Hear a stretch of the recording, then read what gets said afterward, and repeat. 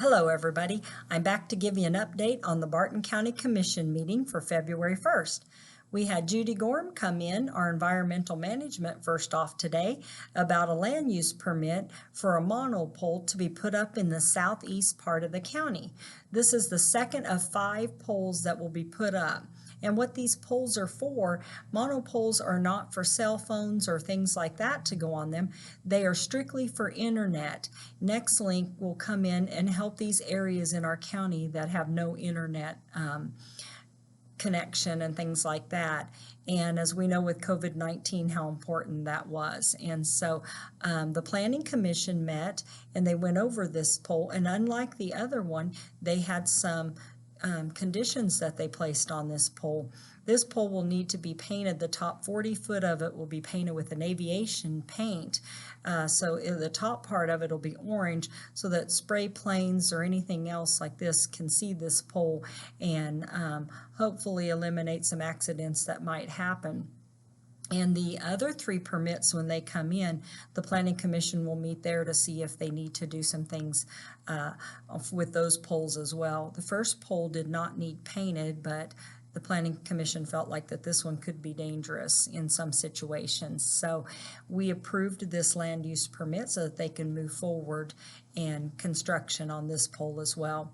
And next up, we had Jonathan Mitchell came in about the neighborhood revitalization plan in Hoisington. Initially, they wanted to extend their neighborhood revitalization plan for 10 years for the applicants to come in. And we asked that they go back to the drawing board and look at doing this for 1 year, as the county has been discussing a county-wide zoning. So in the past, the cities have had theirs. Great Bend City has their plan, but there's been no neighborhood revi out in the county. And we'd like to look at this and maybe help some people with some construction, both commercial and residential. So Jonathan and the city of Hoisington went back and rewrote this plan and included it just for the next year, and they look forward to maybe joining in a countywide plan as well. After Jonathan, we had Karen Winkleman in, and Karen came in to discuss with us the Health Advisory Board.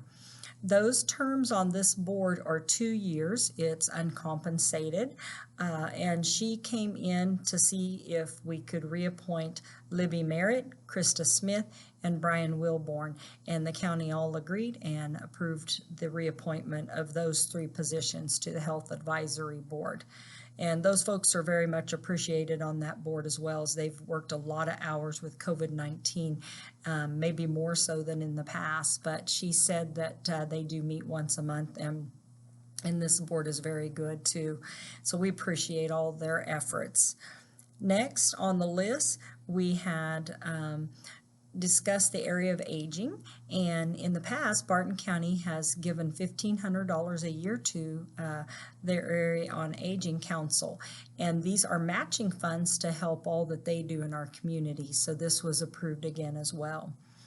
Next, we discussed WorkFit. Now what this is when an applicant applies for Barton County and the department head or elected official decides that they would like to hire this person, they can make an offer to them, but it's a conditional offer that they pass the WorkFit test as well as a drug test. The WorkFit test is different for each area. If you're out at Road and Bridge or Sheriff's Office versus an office, you may have to lift more weight or stoop, bend, different things that your job requires. These tests are done out at the college, and if you have to pass one of them before an offer can even be made. And so we renewed our contract so that we can continue with those permits. Just so you know, they cost $110 per applicant, and the county does pay for that. It went up from the past years of $105.